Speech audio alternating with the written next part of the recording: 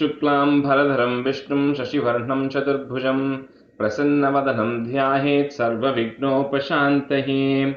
ॐ सहना भवतु सहनौ भुनक्तु सह वीर्यं करवावहै तेजस्विनावधीतमस्तु मा विद्विषावहै। ॐ शान्तिः शान्तिः शान्तिः। अगजानन पद्मार्कं गजाननमहर्निशम् अनेकदन्तं भक्तानाम् एकदन्तमुपास्महे। श्रीमहागणपतये नमः। गुरवे सर्वलोकानां भिषजे भवरोगिणां निधये सर्वविद्यानां श्रीदक्षिणामूर्तये नमः। अस्मद्गुरुचरणारविन्दाभ्यां नमः। वसुदेवसुतं देवं कंसचाणूरमर्दनं देवकी परमानन्दं कृष्णं वन्दे जगद्गुरुं। ज्ञानानन्दमयं देवं निर्मलस्फटिकाकृतिम् आधारं सर्वविद्यानां श्रीहयग्रीवमुपास्महे। श्रीहयग्रीवमूर्तये नमः। सरस्वती नमस्तुभ्यं वरदे कामरूपिणि विद्यारम्भं करिष्यामि सिद्धिर्भवतु मे सदा। श्रीमहासरस्वत्यै नमः। उमाकोमलहस्ताब्जसम्भावितललाटकं हिरण्यकुण्डलं वन्दे कुमारं पुष्करस्रजं। வெற்றிவேல் முருகனுக்கு ஹரஹரோஹரா. லோகவீரியம் மகாபூஜ்யம் சர்வரக்ஷாகரம் விபும் பார்வதி ஹிருதயானந்தம் சாஸ்தாரம் பிரணமாம்யகம். சுவாமியே சரணமையப்பா. वागर्ताविव सम्पृक्तौ वागर्तप्रतिपत्तये जगतः पितरौ वन्दे पार्वती परमेश्वरौ। श्रीपार्वती परमेश्वराभ्यां नमः। कोमलं कूजयन् वेणुं श्यामलोऽयं कुमारकः वेदवेद्यं परब्रह्म तस्मै श्रीगुरवे नमः। अस्मद्गुरुचरणारविन्दाभ्यां नमः। श्रीकृष्ण गोविन्द हरे मुरारे श्रीनाथ नारायण वासुदेव। श्रीकृष्ण गोविन्द हरे मुरारे श्रीनाथ नारायण वासुदेव। श्रीकृष्ण गोविन्द हरे मुरारे श्रीनाथ नारायण वासुदेव। पीताम्बरं करविराजितचक्रशङ्खकौमोदकी सरसिजं करुणासमुद्रं राधासहायम् अतिसुन्दरमन्दहासं वातालयेशम् अनिशं हृदि भावयामि। कृष्णो रक्षतु मां चराचरगुरुः कृष्णं नमस्ये सदा। कृष्णेनैव सुरक्षितोऽहमसकृत् कृष्णाय दत्तं मनः। कृष्णादेव समुद्भवो मम विभो कृष्णस्य दासोऽस्म्यहं। कृष्णे भक्तिरचञ्चलास्तु भगवन्। हे कृष्ण तुभ्यं नमः। श्रीगुरुवायूरप्पा शरणं नम्राणां सन्निधत्ते सततमपि पुरस्तैरणभ्यर्थितानपि अर्थान् कामानजस्रं वितरति परमानन्दसान्द्रां गतिं च। इत्थं निःशेषलभ्यो निरवधिकफलः पारिजातो हरे त्वं क्षुद्रं तं शक्रवाटी ध्रुममभिलषति व्यर्थमर्त्यव्रजोऽयम्। श्रीगुरुवायूरप्पा शरणं श्रीभट्टपादम् अनिशं हृदि भावयामि। वंशीविभूषितकरात् नवनीरदाभात् पीताम्बरात् अरुणबिम्बफलाधरोष्टात् पूर्णेन्दुसुन्दरमुखात् अरविन्दनेत्रात् कृष्णात् परं किमपि तत्त्वमहं न जाने। കൈരണ്ടും കൂപ്പി ഞാൻ വീണ്ടുമീറക്കുന്നു നീരജലോചന നിന്നോടായി. ഏതീനു മഞ്ഞനെ കുമ്പീരേണ്ടാത്തോരു രീതിയിൽ നീ എന്നെ പാലിക്കെന്നായി. കൃഷ്ണ ഹരേ ജയ കൃഷ്ണ ഹരേ ജയ കൃഷ്ണ ഹരേ ജയ കൃഷ്ണ ഹരേ. Welcome to the class.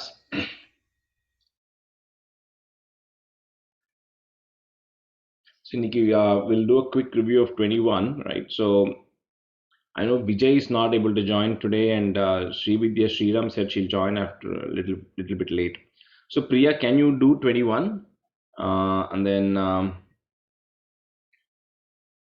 Sabita, can you also do 21? Then Nikki, students, on we can have Sangeeta Prasad. You can be a student, and Srividya Ramesh. Okay.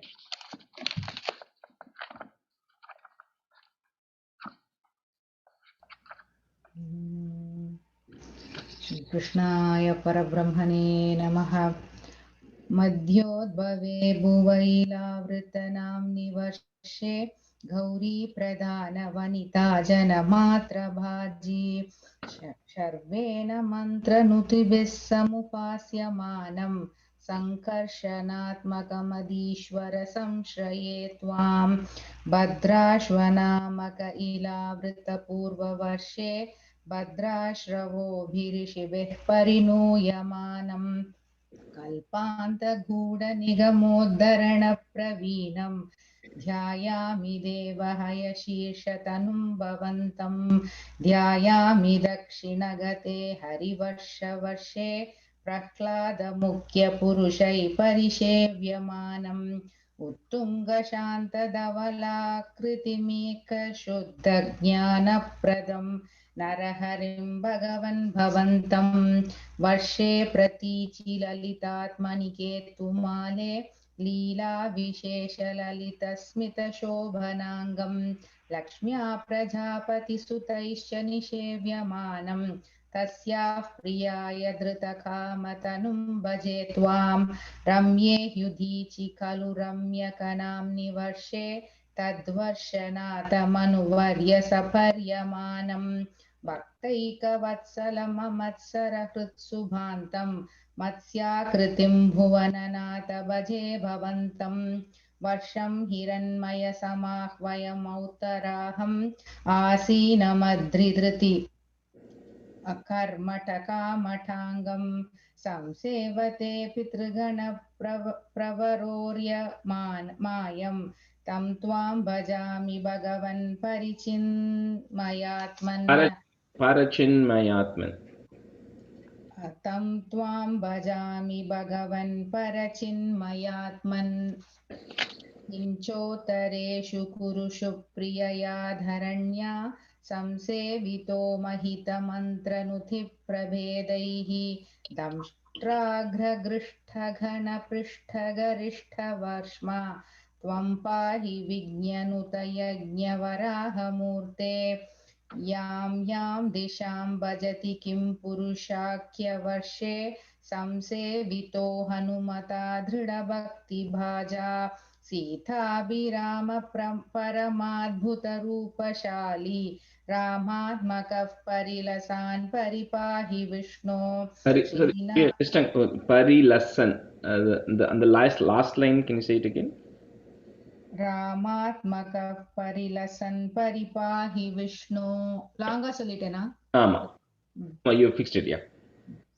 श्रीनारदेन सह भारतखण्डमुख्यैः त्वं शाङ्ख्ययोगनुतिभिः समुपास्यमानः आकल्पकालमिह साधुजनाभिरक्षि नारायणो नरसखः परिपाहि भूमन् Just one correction, Priya. Second line is Sankhya Yoga, not Shankhya. Sa. त्वं साङ्ख्ययोगनुतिभिः okay. प्लाक्षेर्करूपमयिशाल्मलइन्दुरूपं द्वीपे भजन्ति कुशनामनिवह्निरूपं क्रौञ्चेम्बुरूपमथ वायुमयं च शाके त्वां ब्रह्मरूपमयि पुष्करनाम्नि लोकाः सर्वैर्ध्रुवादिभिरुडुप्रखरैर्गरैश्च पुश्चाधिकेष्व वयवेष्वभिकल्प्यमानैः त्वं शिंशुमारवपुषा महतामुपास्यः सन्ध्यासुरुन्दिनरकं मम सिन्धुशायिन् पातालमूलभुवि शेषतनुं भवन्तं Low like. लोलैककुण्डलविराजिसहस्रशीर्षं नीलाम्बरं धृतहलं भुजगाङ्गनाभिर्जुष्टं भजे हरगदान् गुरुगेहनाथ. श्रीकृष्णाय परब्रह्मणे नमः.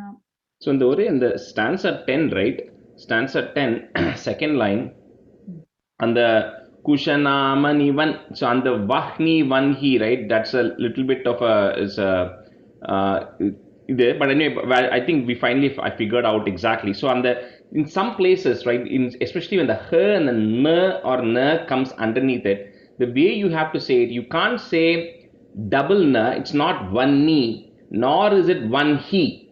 It is kind of saying N and H together. Vahni. So not Vahni. So VA, okay, Va. And then if you just have to say the letters N and H together, N, right? So it is not double N kadayadu, one he in kadayadu. It's like one he. So the kind of the air comes out of your nose, one he. N and H together. Okay, so VA and then N and H together, E. That is the right way to say it. Now, if you're not able to say like that, that's okay. But that will be the right way to say it. One ni. One he. So One the ni, and the N and H. N and H together, you'll kind of feel the air coming out of your nostrils, right? One nasal sound kondu varanuma in the nasal sound it's a nasal sound. You'll kind of see one he and the knee. When you say it right way, you can feel like your stomach and your nostrils, air coming out of it. But என்னோட புக்ல VAHNI இருக்கு, but VANHI போடலாம். ஆமா, அது வந்து different books have different ways. That's what I'm kind of saying. Half of the books will have VAHNI, half of the books will have VANHI, and some people say it as VANNI. So another, that is one of those things which is a much debated topic, right, in general in Sanskrit grammar, because it's an exception to the rule. Okay, but anyway, so if you can try to say it that way. One he her keka kudadu.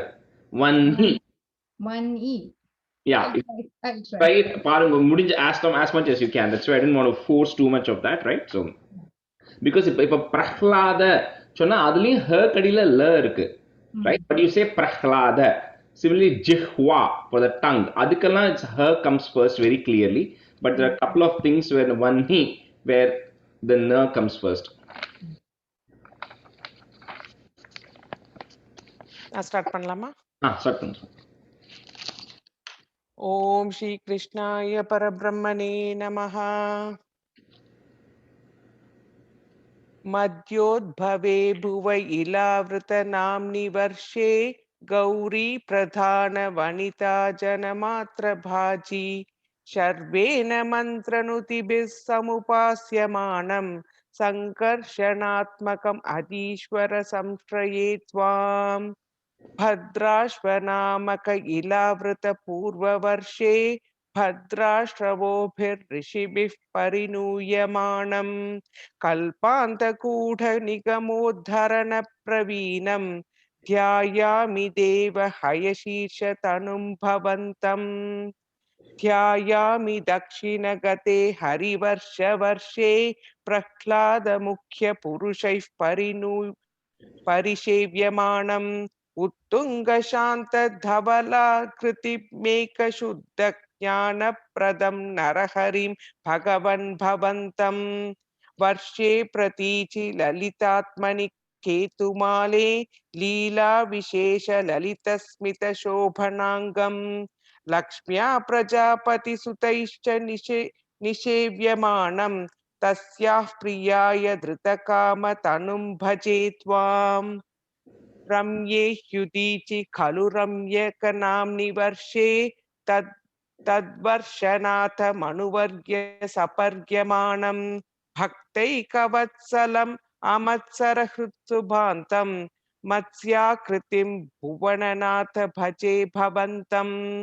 वर्षं हिरण्यमय वयमौत्तराहम् आसीन बद्रि धृति कर्मटकामठाङ्गम् संसेवते पितृगण प्रवरोर्यमायं तं त्वां भजामि भगवन् परिचिन्मयात्मन् Parakin.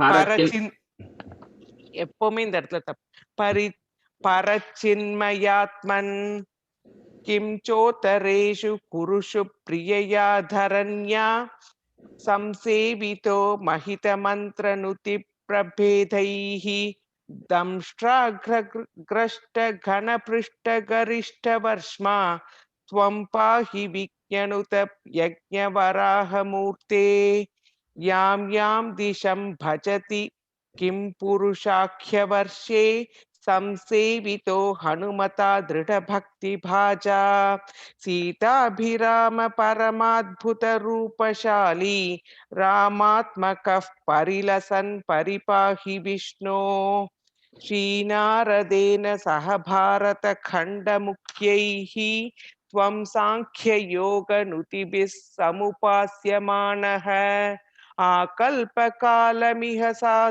साधु जनाभिरक्षि नारायणो नरसकः परिपाहि भूमन् प्लाक्षेर् करूपमयि क्षाल्मल इन्दुरूपं द्वीपे भजन्ति कुशनामनि वह्निरूपं क्रौचेम्बुरूपमथ वायुमयं च शाके त्वां ब्रह्मरूपमयि पुष्करनाम्नि लोकाः सर्वै ध्रुवादिभिरुडुर् प्रकरैर्ग्रहैश्च पुच्छादिकेष्ववयवेष्वभिकल्प्यमानैः त्वं शिंशुमारवपुषा महतामुपास्यः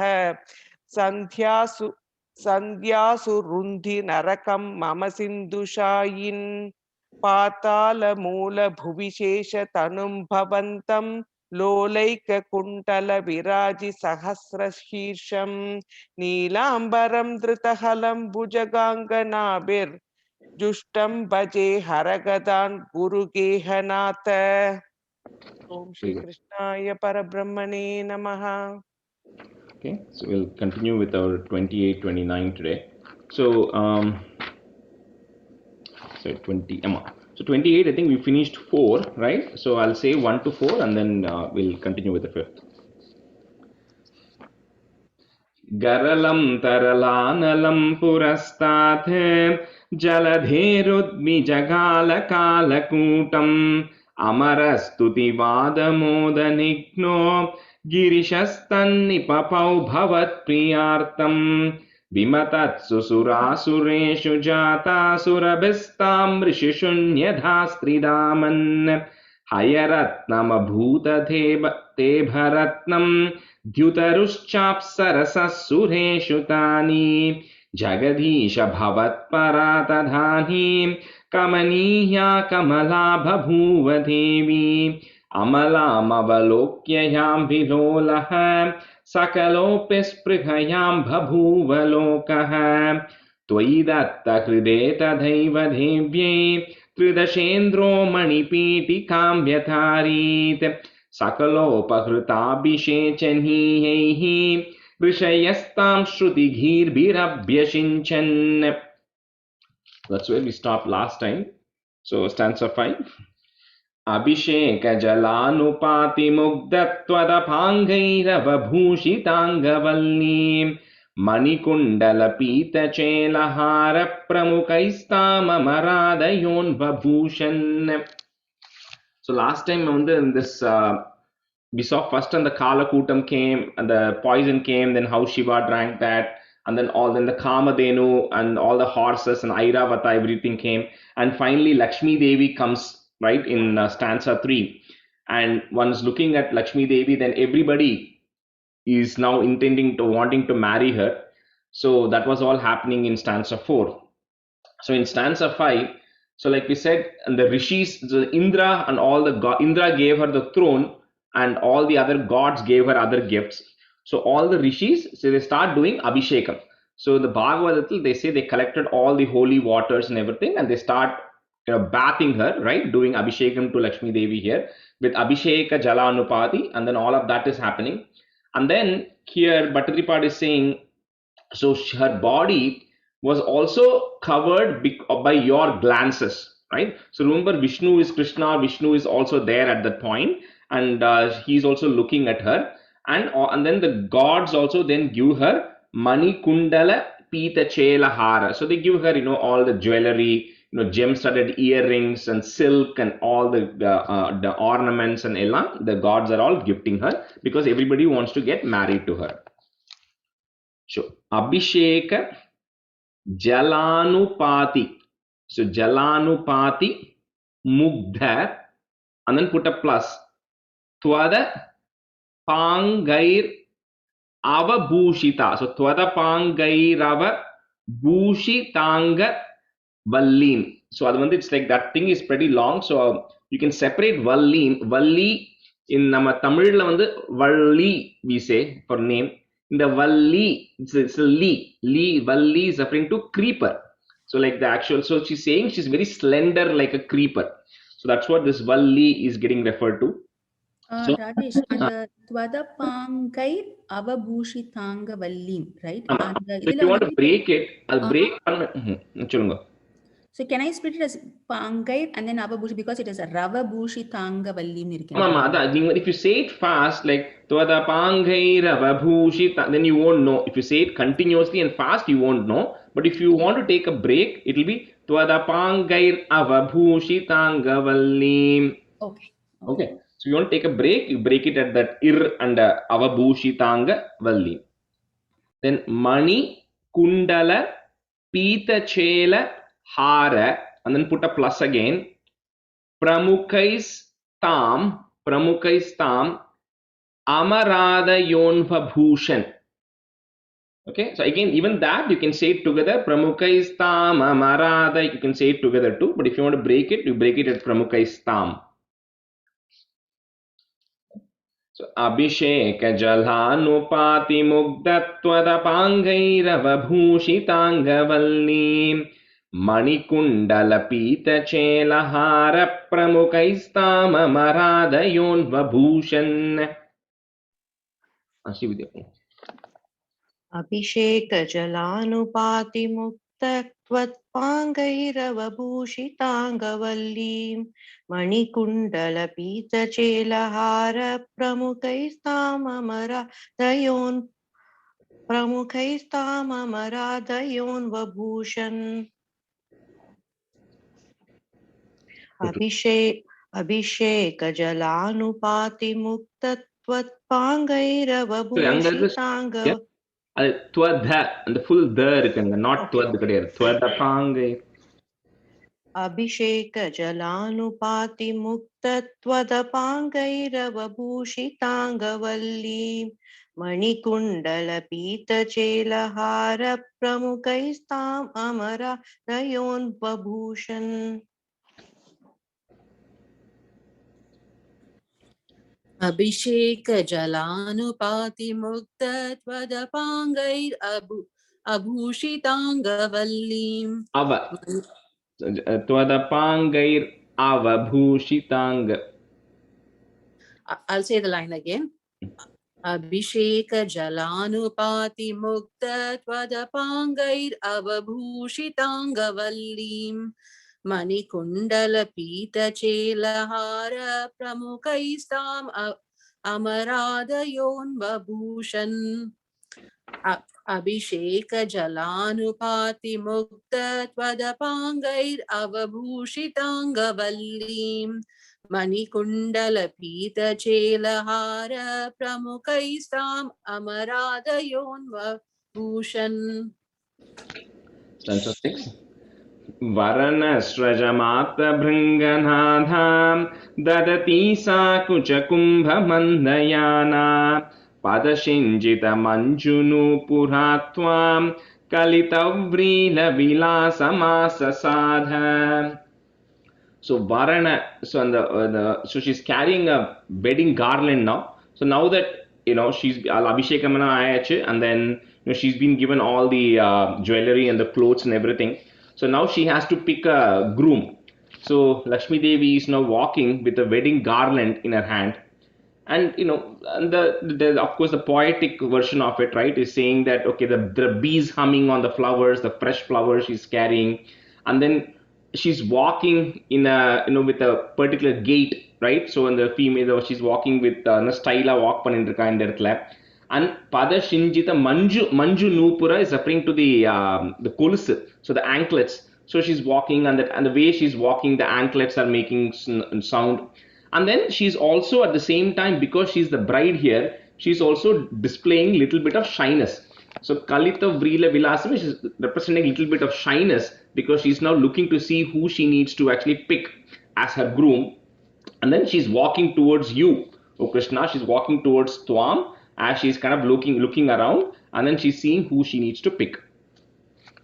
So Varana Srajam Atha. So Srajam Atha or Srajamatha Bhringanadham, comma, Dhadati Sa Kucha Kumbha Mandayana Padashinjita Manju Nupura Twam, comma, Kalita Vrila Vilasam Asasada, or Vilasam Asasada together, or Vilasam Asasada. Varana Srajamata Bhringanadham Dadati Sa Kucha Kumbha Mandayana Padashinjita Manjunu Puratvam Kalitavrila Vilasamasasada. Varanasrajamata Bringanadam Dadati Sakskucha Kumbha Mandayana Padashinjita Manjunu Puratvam Kalita Vrila Vilasamasasada.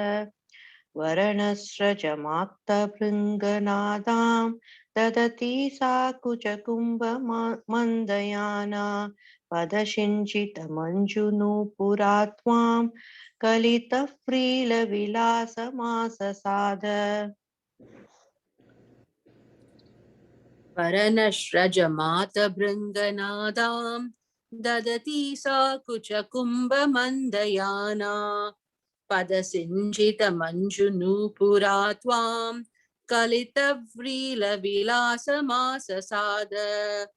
Varanashrajamata Bringanadam Dadati Sa Kucha Kumbha Mandayana Padasinjita Manjunu Puratvam Kalita Vrila Vilasamasasada. Stanza 7. Girisha Druhinadi Sarvadevan Gunabhajopya Vimukta Doshaleshan Avamrishya Sadaiva Sarvaramhe Nihita Tvayanayapi Divyamala. So because Lakshmi Devi Shri, right, that's the other name, she is the source of all prosperity and all opulence. That's the reason everybody is interested in marrying her also, because they know the one she is with is going to get everything in this world, right? Prosperity. So as Lakshmi Devi is now looking to see who do I pick. So she's walking on the place. She's walking around, all the Gandharvas are there, all the Siddhas are there, all the sages are there, all the various gods are there. And she's trying to see who is the person I can actually pick who doesn't have any taints or any issues with anything. So here, as she's walking through Girisha, as she's walking through Shiva, so she's thinking, okay, this person has got great powers, great austerity. However, he has one flaw in her mind, is that Shiva gets angry. So she says, okay, that's the reason I cannot, that she may not pick Shiva. Then she comes across Brahma and says, okay, Brahma is the source of all the Vedas, so he's got extreme knowledge. But then there is one flaw with Brahma, which is the Brahma, when Brahma was first made to create the world, he cannot be pure Sattva Guna, because if he's pure Sattva Guna, he's outside of the creation. So he had to have a little bit of Rajaguna in him so that he can go with the process of creation. So he says, okay, Brahma has a fault that way. If you look at Indra has got great personality, he's a great warrior, but he's got lust. So he has here another flaw. So on the money, she's going through everybody, and then she's going and saying, who do I pick? Who do I pick? And eventually, here they say, that's what he says is, although gunabhajakapi, although everybody is endowed with a lot of virtues, there is always, dosha leshan. They always have some small discrepancy or some small dosham in them, because of which she doesn't pick them. And eventually she says, you are, O Lord, sarvaramye. You are perfect in every way, because you are the ultimate Brahman. So because of that, Divya Mala, the divine garland that she has, she nihita toi, she comes and puts it on you. Appadina Bhattacharya is saying he is referring to you, but there Lakshmi Devi is getting married to Vishnu there. And so this is the Lakshmi Swayamvaram that is happening in number 7. So Girisha Druhinadi Sarvadevan, Guna Bhajopya Vimukta Doshaleshan Avamrishya Sadaiva Sarvaramye, Nihita Tvayanayapi Divyamala. Girisha Druhinadi Sarvadevan Gunabhajopya Vimukta Doshaleshan Avamrishya Sadaiva Sarvaramye Nihita Tvayanayapi Divyamala. गिरिशत्रुहिनादि सर्वदेवान् गुणभाजोऽप्य विमुक्तदोषलेशान् अवमृश्य सदैव सर्वरम्ये निहिता त्वय्यनयापि दिव्यमाला गिरिशत्रुहिनादि सर्वदेवान् गुणभाजोऽप्य विमुक्तदोषलेशान् अवमृश्य सदैव सर्वरम्ये निहिता त्वय्यनयापि दिव्यमाला गिरिशद्रुहिनादि सर्वदेवान् गुणभाजोऽप्यविमुक्तदोषलेशान् अवमृश्य सदैव सर्वरम्ये निहिता त्वय्यनयापि दिव्यमाला गिरिशस्त्रुहिनादि सर्वदेवान् गुणभाजोऽप्यविमुक्तदोषलेशान् अवमृश्य सदैव सर्वरम्ये निहिता त्वय्यनयापि दिव्यमाला. Stanza 8. Urasa tarasa mamanitain bhuvananam janani mananya bhavam twaduro vilasatta dikshana shri parivrishtya paripushtamasa vishwam. So bhuvananam janani means the mother of all the worlds, right? So Lakshmi Devi in this case. So the Lakshmi Swayamvaram happens, right? So Lakshmi Devi gets married to Vishnu, and you then, O Vishnu, you then honor her. And how do you honor her? Is by Urasa. Urasa is referring to chest. By placing her in your chest. That's why the Vishnu has a Srivatsam mark, right? That is the identification for Vishnu. And Lakshmi Devi is said to reside on that Srivatsam mark, on the symbol in there. So he takes her on that. And then this Lakshmi Devi is Ananya Bhavam. She's not devoted to anybody except you, right? So she's completely dedicated to you. And then because Tava Ikshana, when she's not looking around, right? When she's looking around the world, sitting on Vishnu's chest, there is Paripushtamasa Vishwam. The entire world is now filled with prosperity because of just her glances. So this is again continuing of the Swayamvaram that is happening from the previous stanza. So Urasa Tarasa Mama, அதனால தான் வந்து இந்த this saying right, அப்படியே நெஞ்சில வச்சுக்கிறோம் அப்படின்னு they sometimes say, right? It's the kind of you're carrying her. That is reference to this because I don't know. So அந்த இடத்துல the Srivatsam mark, right? So one of the Upanyasam they were saying that is red in color, the Srivatsam mark, right? And the reason one of the poets said it's red in color is because Lakshmi Devi is sitting there, right? And then her feet keeps rubbing against the chest. And that's what is making it red. It's a poetic description. But anyway, so Urasa, Tarasa, Mamani Thainam, Bhuvananam, Jananim, Ananya Bhavam. So Jananim, Ananya Bhavam. Twaduro, Vilasatta, double third there, Vilasatta, Dikshana, Shri, and then plus, put a plus there, Parivrishtya, Paripushtam asa Vishwam. Urasa. So that's why, and the Shri is referring to Lakshmi Devi here, right? That's why Shri Suktam and everything Shri, and that's why that mark is also Shri Vatsam, because it's because Lakshmi Devi. That's why that's the connection to the Shri there. Urasa tarasa mamani thainham bhuvananam janani mananya bhavam twaduro vilasatta dikshana Shri parivristya paripushtamasa Vishwam. Urasa tarasa mamanitain bhuvananam janani mananya bhavam Tvaduro vilasatta dikshna Shri Dikshana Shri. Tvaduro vilasatta dikshana Shri parivristya paripushtamasa Vishwam Urasa tarasa mamatnitainam bhuvananam janani mananya bhavam Tvaduro vilasatta dikshana Shri parivristya paripushtamasa Vishwam पुरसातरसाममानितैनां भुवनानां जननीम् अनन्यभावां तदुरो Twadu. विलसप्तदीक्ष This is Angita. Twaduro. त्वदुरो Yeah.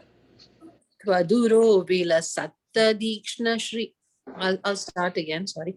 Urasatarasamamanitainam bhuvananam jananim ananyabhavam Twaduro vilasatta dikshana shri parivristya paripushtamasa Vishwam Urasatarasamamanitainam bhuvananam jananim anyabhavam Twaduro vilasatta dikshana shri parivristya paripushtamasa Vishwam. The second line, Jananim Ananya Bhavam. Second time, yeah, okay. So stanza 9. Atimohana Vibramata Dhanhim Madayanti Khaluvaruni Niragat Tamasah Padavi Madhastwamhenam Atisammananaya Mahasurebhyah. So Patilaka, now what all has come, Indra has got his stuff, then all the gods, they all got a couple of gifts, then all the sages, they got the Kamadhenu cow so that they could do, homam and everything, right? Abhishekam and everything. Then Lakshmi Devi came, and Lakshmi Devi got married to Vishnu. So in the Asuras Mattun, they are like patiently waiting, and everybody is also waiting for the nectar. So here, eventually then comes Ati Mohana. So the most exciting thing comes out here, which is Madayanti, which is intoxicating, which is Varuni. Varuni is referring to the lord of liquor, right? So Varuni, she's a goddess of liquor. So the Varuni now comes, liquor is coming out. And so then Vishnu, Vishnu, who was the mediator there, then realizes that, this is best served to the Asuras. So Atisammananaya. So instead of we just give somebody something, then they may not take it. So with lot of honor, right? She says, okay, this is the most important thing that has come so far. So Atisammananaya, with a lot of honor, you then give this to the Asuras, and this is the Tamasa, this is the source of all the sins and the bad qualities comes out of this. So that is then eventually given to the Asuras here. So Ati Mohana Vibhrama Thadanim, Madayanti Khalu Varuni Niragat Tamasaha. So put a F to join. Tamasah Padavim Adhas or Padavim Adhas together. Padavim Adhas Tvamenam. So put a im at the end of that line and a comma. Tvamenam. So next line la Mati. Remove that ma and put a a. Ati Sammananaya Mahasurebhyaha. Mahasurebhya is Maha Asurebhyaha, so which is kind of the great Asuras. Atimohana Vibhramata Dhanhim मदयन्ती खलु वारुणी निरागात् तमसः पदवीमदास्त्वमेनाम् अतिसम्माननया महासुरेभ्यः अतिमोहन विप्रमातदानीं मदयन्ती खलु वारुणी निरागात् तमसः पदवीमदास्त्वमेनाम् अतिसम्माननया महासुरेभ्यः अतिमोहन विप्रमातदानीं मदयन्ती खलु वारुणी निरागात् तमसः पदवीमदास्त्वमेनाम् अतिसम्माननया महासुरेभ्यः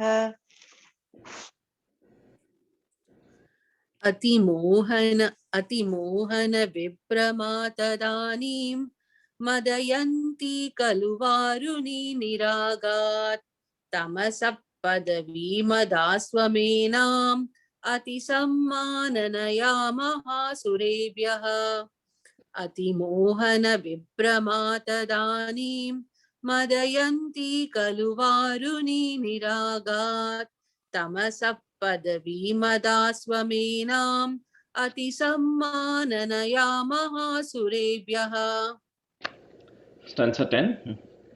तरुणाम्बुदसुन्दरस्तथा त्वं ननु धन्वन्तरिरुत्थितोऽम्बुराशेः अमृतं कलशे वहन् कराभ्याम् अखिलार्थिं हर मारुतालयेश. So what started in the beginning of 27 for the devas and everybody looking for the nectar finally comes here, right, at the end of 28. And because nectar it's supposed to give you long life, being free of diseases and all of that stuff, it is now coming out. Who's bringing it is eventually Dhanvantari, right? So Dhanvantari is now coming up from this from the Amburashi, from the ocean, and it's Bhattacharya is saying, you then Tadatvam, you O Lord, is coming in the form of Dhanvantari, right? Bringing this pot of nectar along with you. And how the Dhanvantari is dressed is, it is again, the color is very similar to Krishna Mari. It is Tarunambuda, it's a beautiful fresh rain cloud, so dark in color, right, which is resembling it. And Bhagavata, there's more description saying, like he's got like 3 lines in his neck, just like the conch shell. He's wearing yellow color and everything, just like how Krishna is described. So in that form, Dhanvantari is actually coming, carrying the nectar pot in Vahan Karabhyam, in both his hands.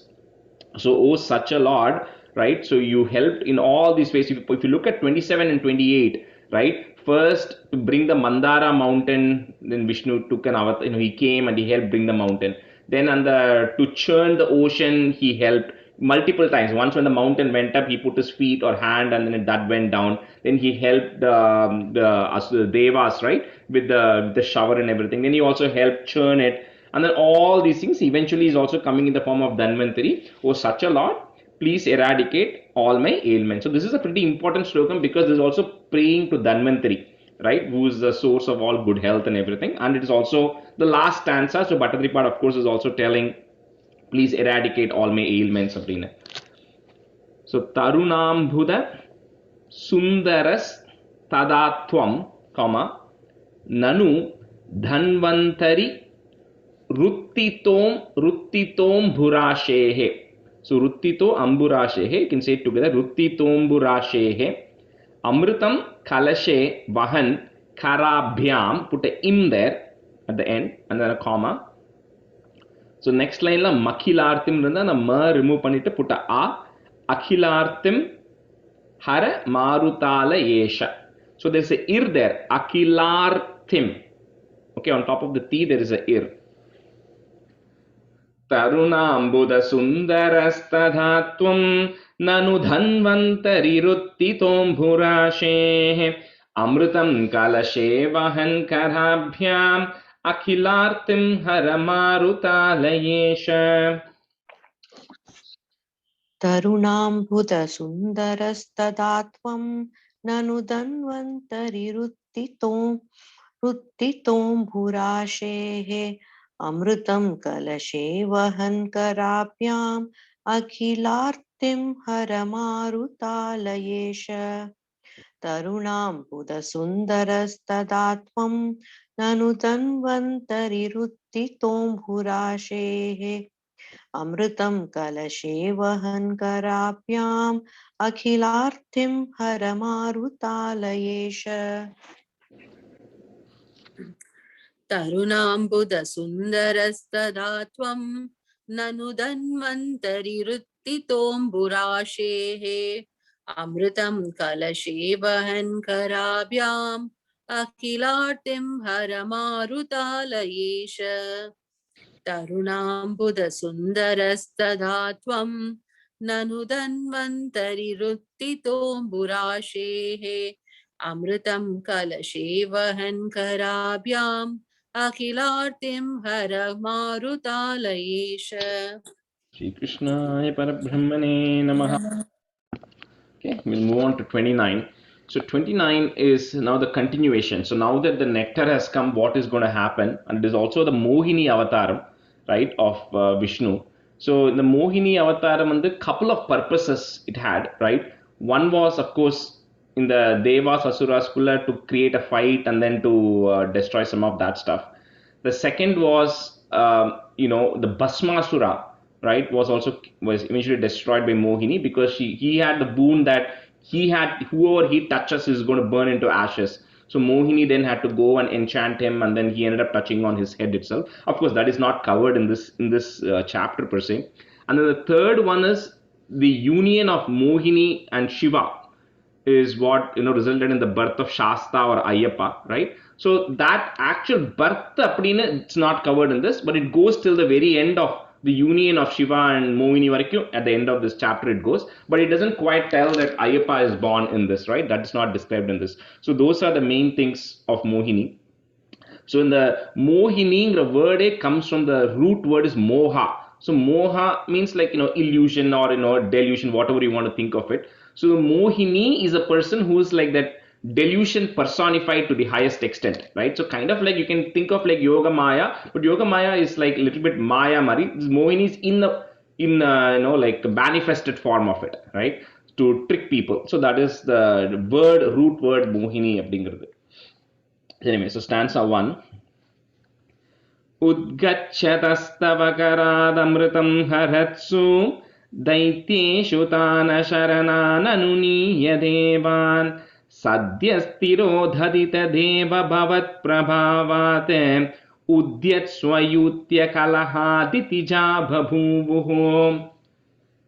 So when Bhattacharya continues, you come out in the form of Dhanvantari holding this pot of nectar.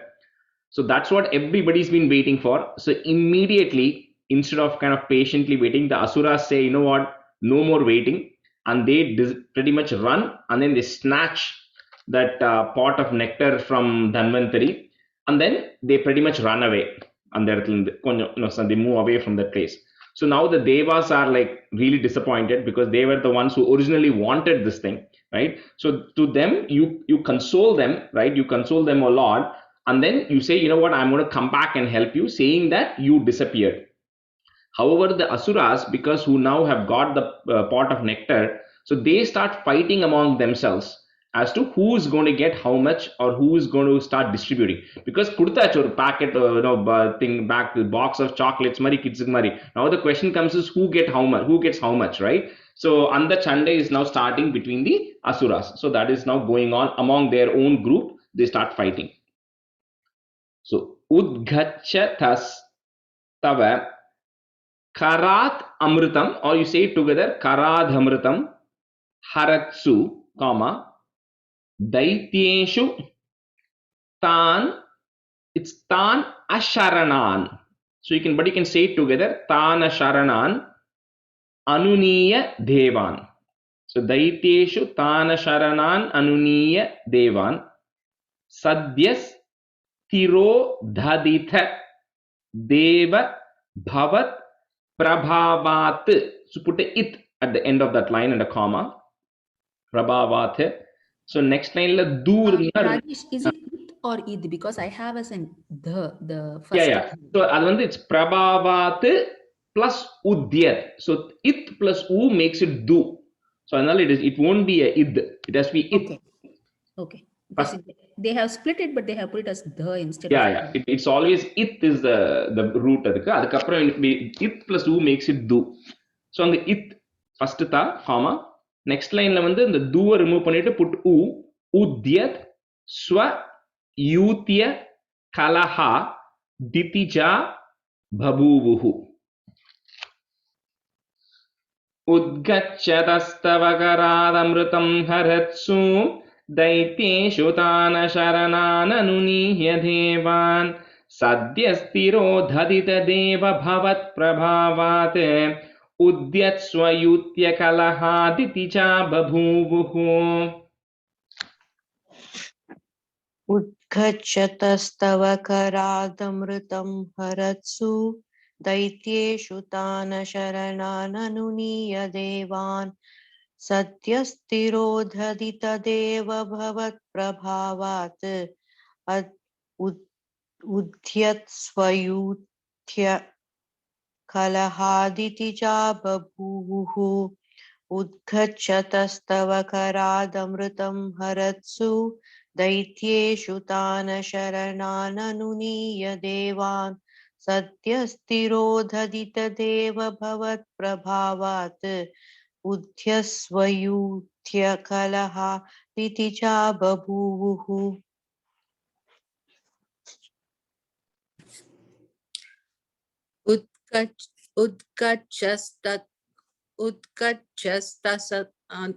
You're adding an extra is udgachatas.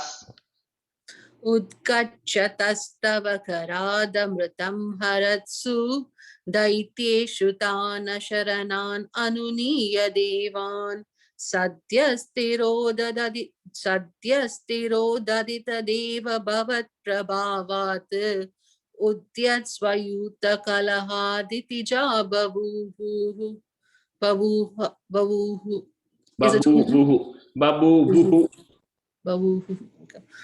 उद्गच्छतस्तव करादमृतं हरत्सु दैत्येषु तान् शरणान् अनुनीय देवान् सद्यस्तिरोदितदेव भवत्प्रभावात् उद्यत्स्वयुतकलहादिति च बभूवुः. So on the third line is sadyastiro dhaditha. Dadita, okay. Daditha. And then last one is ba bhu vuhu. Three things, three syllables. Ba bhu vuhu. Okay. Stanza 2. Shyamam ruchapi vayasapi tanum tadhanhim praptosi tunga kucha mandala bhanguram tvam piyusha kumbhakalaham parimuchya sarve trishna kulaf pratiyayustvaduroja kumbhe.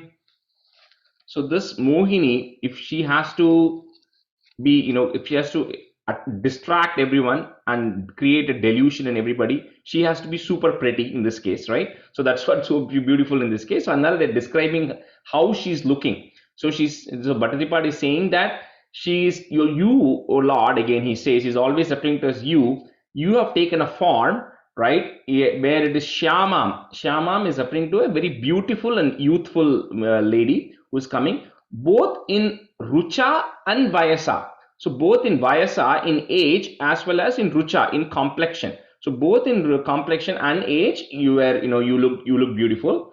And in Bhagavata, they say that she was like a black lotus. It's a very dark colored person, right? So not like a fair or anything. So Krishna, even Dhanvantri was also dark, right? Even Mohini is also, they describe her as a dark colored person.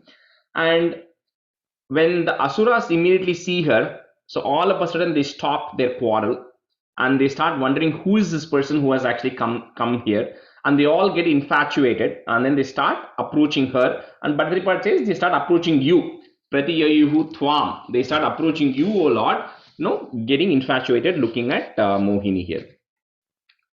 So Shyamam Ruchapi. Some books have Vachasapi. If you have Vachasapi, change it to Vayasapi. It's referring to age. So Vayasapi Tanum tadanim, comma, praptosi tunga kucha mandala bhanguram tvam piyusha kumbha kalaham parimuchya sarve, comma, Trishna Kulaha is there, so put a F to join. So Trishna Kulah Pratiyayus Twaduroja Kumbhe. Shyamam Ruchapi Vayasapi Tanum Tadhanim Praptosi Tunga Kuchamandala Bhanguram Tvam Piyusha Kumbha Kalaham Parimuchya Sarve Trishna Kulah Pradiyayus Twaduroja Kumbhe. Shyamam ruchapi vayasapi tanum tadanim praptosi tunga kuchamandala bhanguratvam piyusha kumbha kalaham parimuchya sarve trishna kula pratiyuyus tvaduroja kumbhe. Shyamam ruchapi vayasapi tanum tadanim praptosi tunga kuchamandala bhanguratvam piyusha Bhanguram im irukku Bhanguram. Okay. Shyamam ruchapi vayasapi tanum tadanim praptosi tunga kuchamandala bhanguram tvam piyusha kumbha kalaham parimuchya sarve trishna kula pratiyus tvaduroja kumbhe.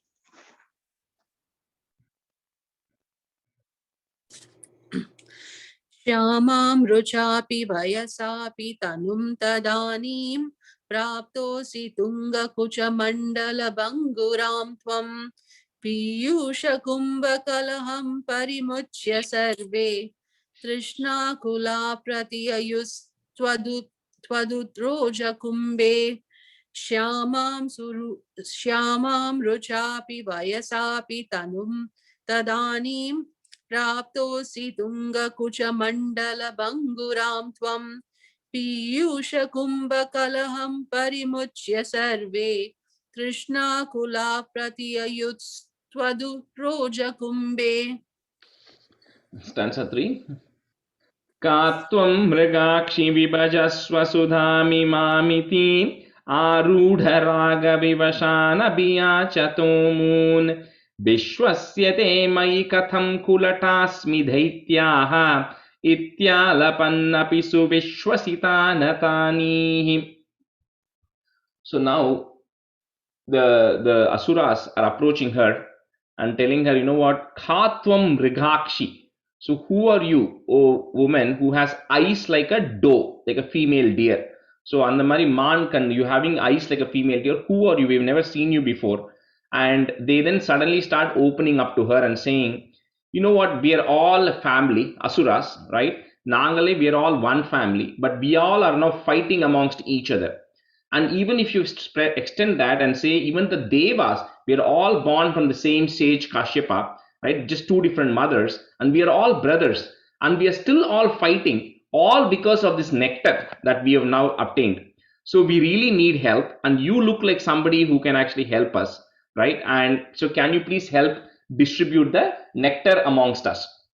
So adukku immediately if Mohini accepts it, then people will think there is something wrong, right? So she says, Kulatasmi Mai Khatam Kulatasmi Daityaha. Oh people, you all are very learned people. You do know that I am a Vaishya Stri, right? So I am not of the highest class. So how can you then trust me to come and help you all out? And all of you are so learned and all of you are so powerful. So how can you have me come and help you out? Appadine she first says, I can't help because I'm not worthy of helping you. But then again the asuras are still say, no, that's fine, you please help us. Appadine sollittu they give the pot of nectar to Mohini and tell her that you please help us out. So ka tvam mrigakshi vibhajasva sudami mamiti. So put a ti at the end of that line. and a comma, Sudham imamiti, comma. Next line, if you have thya, remove the thya and make it a. So arudha raga vivashan abhiya chato moon. Vivashan abhiya chato moon. Vishwasyate mai katham kulatasmi daityaha. So if you don't have a visarga, add it there and a comma. Kulatasmi daityaha, comma. Ityalapannapi suvi shwasitan athanihi. Shwa, it's a half sh. Shwa, shwasitan athanihi. Katvam mrigakshi bibajaswa sudami mamiti arudharaga vivashana biya chatomun vishwasyate maikatam kulatasmi dhaityaha ityalapannapi suvishwasitanatanihi.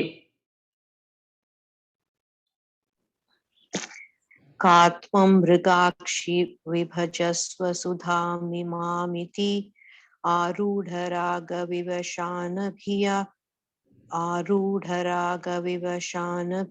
chatomun vishwasyate mai katham kulatasmi daityaha ityalapannapi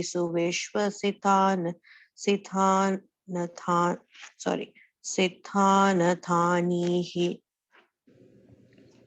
Katvam mrigakshi vibhajasva sudhamimamiti arudharaga vivashanabhiya chatomun vishwasyate maikatam kulatasmi daityaha ityalapannapi suvishwasitanatanihi.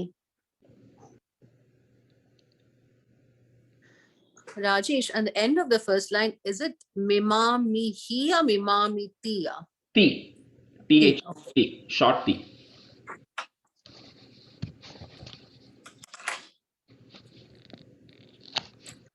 Katvam mrigakshi vibhajasva sudamimamiti arudharaga vivashan abhiyachato moon vishwasyate maikatam kulatasmi daityaha ityalapannapi suvishwa sitanatani. So you can say suvi ityalapannapi suvi shwasitanatanihi. Okay. Katvam mrigakshi vibhajasva sudamimamiti arudharaga vivashan abhiyachato moon vishwasyate maikatam kulatasmi daityaha ityalapannapi suvishwasitanatanihi. Stanza 4. Modhat sudha kalashameshu dhadatsu satvam duscheshtitam mama sahadvamite bruvana pankti prabheda viniveshita devadhaitya leela vilasa gatibis samadas sudham tham. So when with great joy, right, the asuras then give the Sudha. Sudha is referring to the nectar. Sudha Kalasham, the pot of nectar, to Mohini. And then she says, okay, listen, I will distribute it equally, but then you have to follow whatever I am telling. And whatever my way of distributing is going to be, you have to accept that. And if you're okay with it, then I will take the responsibility. And so the head of the asura says, no, that's fine. Absolutely. Whatever you do, we are totally fine with it. They're completely charmed with her. And they say, you continue to do it. And she says, she apologizes upfront, saying, if I make any mistakes in distribution, please forgive me. She apologizes upfront. And then the Deva Daitya, the Devas and the Asuras, are then Pankti Prabheda, made to sit in separate rows. In marriage, we say Pandi. Pandi lo karno. That Pandi probably came from the word Pankti. Pankti means to make people sit in rows. So she makes the Asuras sit in one row. She makes the Devas sit in one row. And then she starts distributing the nectar. in a very charming way. Leela Vilasa Gatibi, in a very sportive and charming way, she now begins the distribution of the nectar. So Modat Sudha Kalashameshu Dadatsu Sa Tvam, comma, Dushcheshtitam Mama Sahadvamiti Bruvana Pankti Prabheda Biniveshita Devaдаitya, comma, Leela Vilasa Gatibihi is there, so put a is, Gatibis Samadas, again instead of the Visarga is Samadas Sudam Tham. Modhat Sudha Kalashameshu Dadatsu Satvam Dushcheshtitam Mama Sahadvamite Bruvana Pankti Prabheda Viniveshita Devadaitya Leela Vilasa Gatibis Samadas Sudam Tam. मोधात सुधा कलशमेष दधत्सु सात्वं दुश्चेष्टितं मम सहत्वमिति ब्रुवाणा पङ्क्तिप्रभेदविनिवेशितदेवदैत्या लीलाविलासगतिभिः समधा सुधाताम् सुधां तां मोधात सुधा कलशमेषु. You're adding an extra S mari thunadu. Modat Sudha. Okay. Modhat Sudha Kalashameshu Dhadatsu Satvam Dushcheshtitam Mama Sahatvamiti Bruvana Pankti Prabheda Viniveshita Devadaitya Leela Vilasa Gatibhis Samada Sudham Tam. Modat Sudha Kalashameshu Dadatsu Satvam Dusheshitam Mama Sahadvamiti Sahaswadamiti Pruvana. Say that line again. Dushcheshtitam. Yeah, let's just start from start. Modat Sudha Kalashameshu Dadatsu Satvam Dusheshitam Mama Sahadvamiti Pruvana. Pankti Prabheda Viniveshita Devadaitya Leela Vilasa Gatibis Samada Sudam Tam. Modat Sudha Kalashameshu Dadatsu Satvam Dusheshitam Mama Sahadvamiti Bruvana Pankti Prabheda Viniveshita Devadaitya Leela Vilasa Gatibis Samada Sudam Tam. Was that okay, Rajesh? The third line? Yeah, that's correct. Stanza 5. Asma swiyam pranayinitya sureshu teshu josham stiteshvata samapya sudham sureshu tvam bhakta loka vashago nija rupa metya swarbhanumarda paripita sudham vyalavihi. So when she starts distribution, Mohini first goes to the Asuras. And then instead of giving them the nectar, she does sweet talking with them and then tells them, you know what, I'll come back to you. So just wait patiently. And then she first goes to the Devas and then she starts distributing the nectar among the Devas. So the Asuras now are discussing, saying, you know what, don't worry. They still are completely trusting her, right? They're saying, don't worry, she will come to us and she will give us extra. That's why she's trying to give little bit to the Devas and get away. They're all patiently waiting. However, there was one Asura, Swarbhanu, who felt something was fishy, something fishy is going on here. So he felt like the Devas are getting all the nectar while we are not getting. So what he does is he transforms himself like a Deva and then he goes and sits between two of the Devas.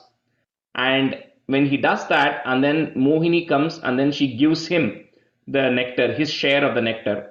And then the moment he is about to consume it, the Devas then realize that this person is not a Deva, he's an Asura. So, and the Lord also immediately realizes it. So that's why, at that point, the Mohini avataram goes away, and then the Vishnu form comes on, and then with the Sudarshana Chakra, he's killed. That's where Banu is killed. So the other theory or other thing behind this is, in the Rahu, this is Lord Rahu who was then going and sitting between the sun god and the moon god, and that's how Rahu is getting cut. The head and the body are getting separated, and the head becomes immortal because that consumed the nectar. However, here Bhattacharya is not saying all that. He's just saying Swarbhanu, somebody went and sat right in between two devas, and then you, a lot, identified that, and then because he tried to trick you into getting it. So essentially all the devas now have got their share of the Amritam or the new vaccine there, and the Asuras have still not got it. So that's what is happening here. So Asmasviyam Pranayini.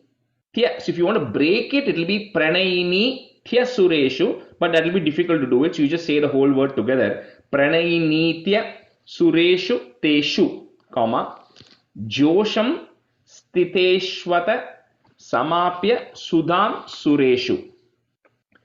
Tvam Bhaktaloka Vashago Nijarupametya, comma, Swarbhanum Ardha Paripita. Swarbhanum Ardha Paripita Sudam Vyalavihi. So here the Bhattacharya is saying, Tvam Bhaktaloka, like you, O Lord, are always favorite to your devotees, because the devas are completely devoted to the Lord and then the asuras are not. So he says you are always taking the partiality, or you always take side with your devotees, and that's why you help the devas out in this case. Rajesh, in the last line la Swarbhanu Mardha Paripita Varma. Then Swarbhanum Ardha Paripita. Ardha is cut in half. Immala mudikanumanga. Swarbhanum. Swarbhanum Ardha Paripita Sudham Vyalavihi. Asmasviyam Pranayinitya Sureshu Teshu Josham Stiteshvata Samapya Sudham Sureshu Tvam Bhakta Loka Vashago Nijarupametya Swarbhanumardha Paripita Sudham Vyalavihi. Asmasviyam Pranayinitya Sureshu Teshu Josham Stiteshvata Samapya Sudham Sureshu Tvam Bhakta Loka Vashago Nijarupametya Swarbhanumardha Paripita Sudham Vyalavihi. Asmasviyam Pranayinitya Sureshu Teshu Josham Stiteshvata Samapya Sudham Sureshu Tvam Bhakta Loka Vashago Nijarupametya Swarbhanumardha Paripita Sudham Vyalavihi.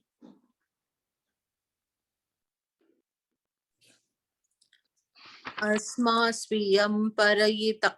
Asmasviyam Pranayinitya. Asmasviyam Pranayinitya Sureshu Teshu Josham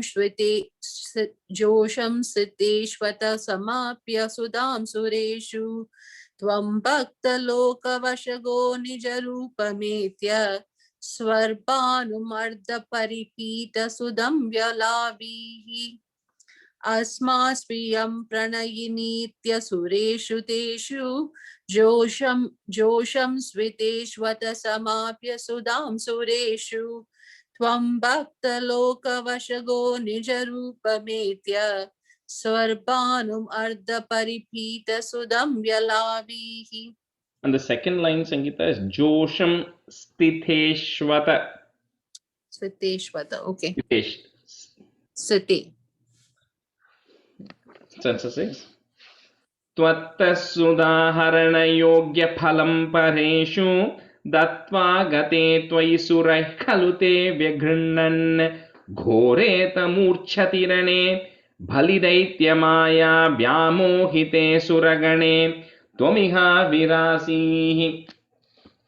So like the Lord comes, Swarbhanu is killed, and then he disappears.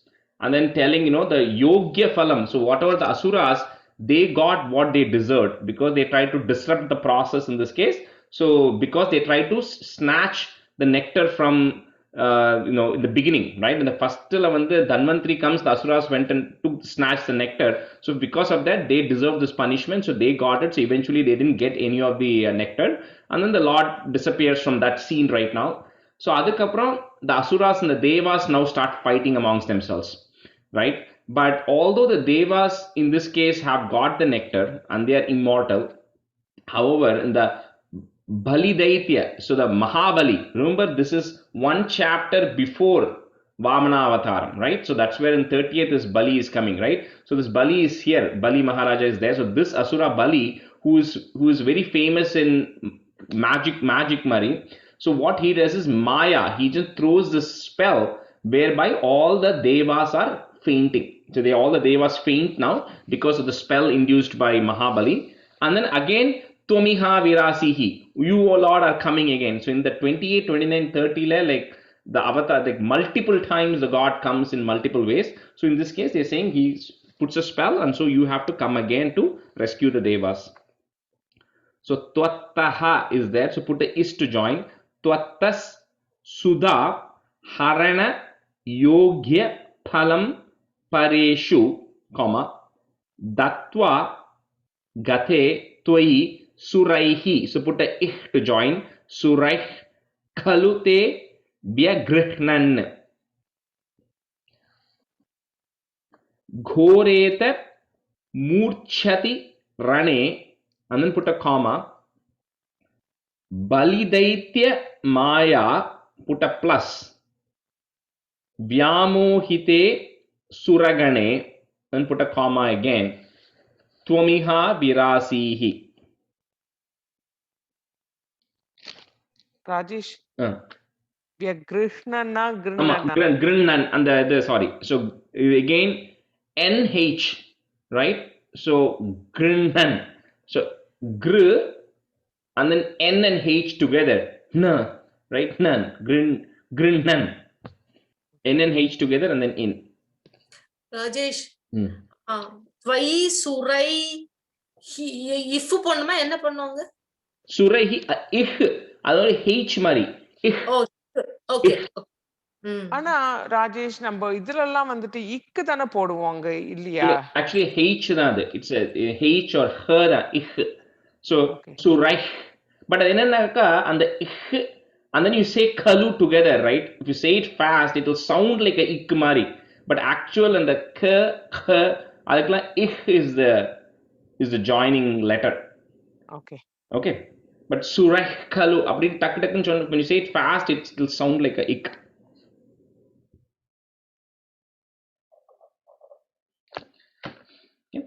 Tvatta sudaharana yogya phalam pareshu Dattva gate tvai surai khalute vyaghrinnan ghoreta murchati rane balidaitya-maya vyamohite suragane tvamiha virasihi.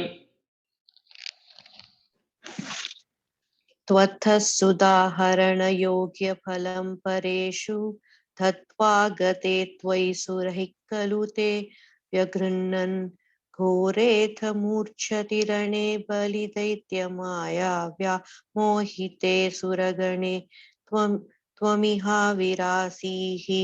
So Srividya, and the murchati rane kapram, this is a pause, okay? So Ghoretha murchati rane balidaitya maya suragane adukapram. Okay.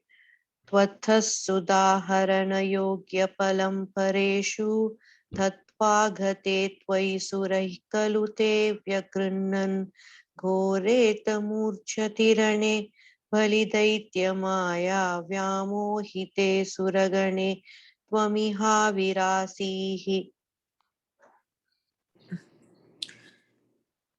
Tvatta sudaharana yogya phalam pareshu dattva gate tvai surai kalute vyagrunnan Goreta murchati rane balidaitya maya vyamohite suragane tvamiha virasihi.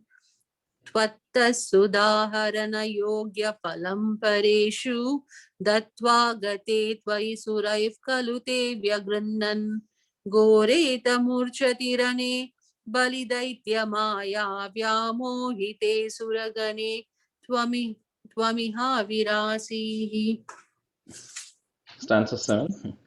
Tvam कालनेमिमतमालिमुखाञ्च घन्थ शक्रो जघान बलिजम्बबलान् सपाकान् शुष्कार्ददुष्करवदेन मुचौ चलूने फेनेन नारदगिरान्यरुणोरणं त्वम्. So then you, O Lord, Vishnu comes back in the previous stanza, Tumiha Virasihi, you then kill Kalanemi. And if you remember, when we were describing the Kamsavataram, we said who Kalanemi was, right? So Kalanemi was then born as Kamsa later on. So he was the son of Hiranyaksha. And so there's another long story there. But anyway, so Kalanemi is getting killed. That's why even when Kamsa is getting killed in the 75th chapter, so Bhattacharya says is, you still had that Kalanemi Vasana in you, because in your previous birth you were Kalanemi, and then you Kamsa you were killed by Vishnu, and now you still continued it, and in Dwapara Yuga, Krishna then comes and kills him. So Krishna then, when Vishnu then kills Kalanemi, Mali, and a couple of other asuras, Indra then gets rid of Bali.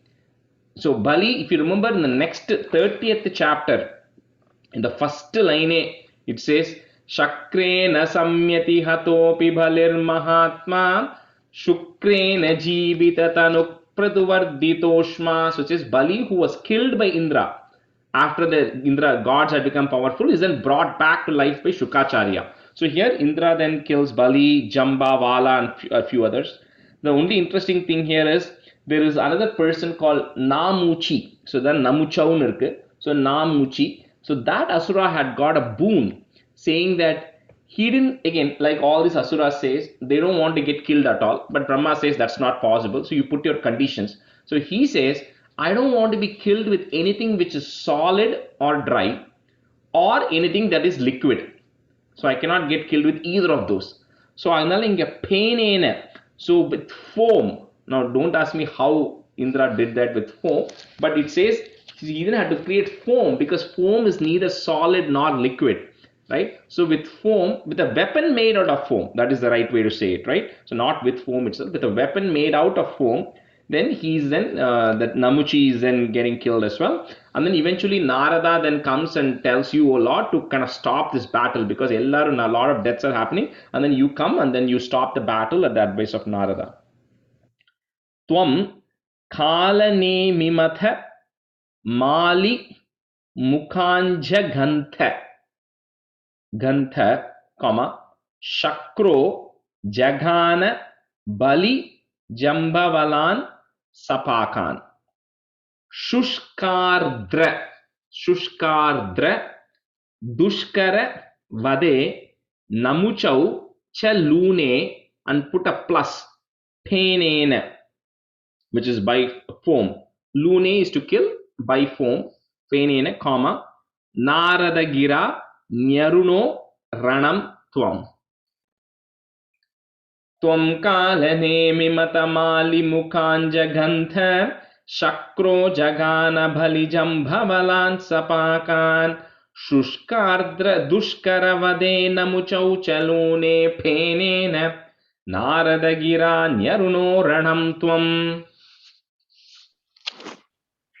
Tvam Kalanemi Mathamali Mukhan Chagantha Shakro Jagana Bhalijam Bhavalan Sapakan Shushkardra Dushkaravade Namuchau Chalune Penena Naradagira Nyaruno Ranam Tvam. Tvam Kalanemi Mathamali Mukhan Jagantha Shakro Jagana Balijam Bhavalan Sapakan Shushkardra Dushkaravadhe Namuchau Chalune Penena Naradagira Nyaruno Ranam Tvam. Tvam Kalanemi Matamali Mukam Jaganta Shakro Jagan Bali Jambavalan Sapakan. Sorry, it's Sangeeta. Shakro Jagana. शक्रो जगान बलिजम्बवलान् शुष्कार्द्र दुष्करवदे नमुचौ च लूने फेनेन I'll start again. Tvam kalanemi matamali mukam jaganta shakro jagan bali jambavalan sapakan shushkarda dushkaravade namucho chalune fenena narada giran nyarunoranam tvam. On the second line again, and the Jagana, you're saying Jagan. It's not Jagan, it's Jagana. Jagana. Okay. Tvam kalanemi matamali mukam jaganta shakro jagana bali jambava valan sapakan shushkardra dushta namucho chalune fenena narada giranyaruno ranam tvam. Just check the third line, okay? Shushkardra dushkara pade. Okay. And the lune fenan stopping, it feels very awkward, Rajesh, and the flow at the line. Yeah, so just Shushkarda dushkaravade namuchau chalune penena narada giranyaruno ranam tvam. Okay. Okay. Probably have practice. Yeah, just try that, no problem. So we'll stop it here. I wasn't sure if you could go through the whole thing, but I'll call a time limit. So we'll stop it here, okay?